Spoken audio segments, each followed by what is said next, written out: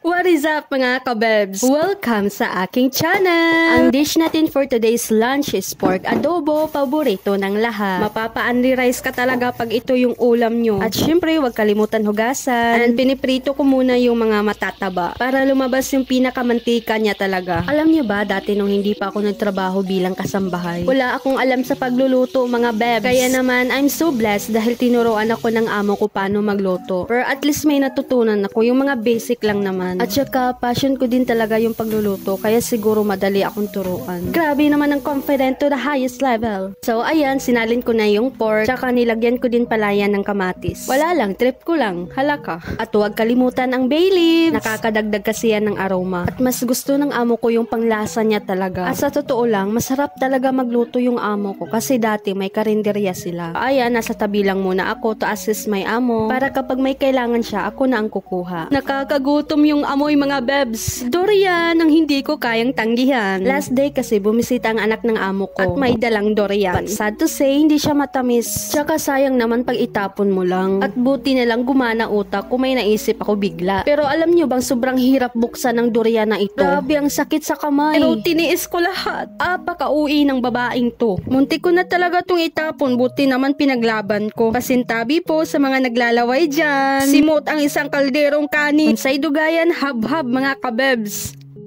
Konting pasilip ng aking facial wash. At hindi ito skincare kineme. Kakatapos ko lang pala maligo niyan at grabe sobrang init ng panahon mga kabebs. May bibilhin kasi ako sa tindahan kaya lumabas ako. Kere lang naman yung init kahit walang payong. Tsaka malapit lang naman yung tindahan. Kana lang.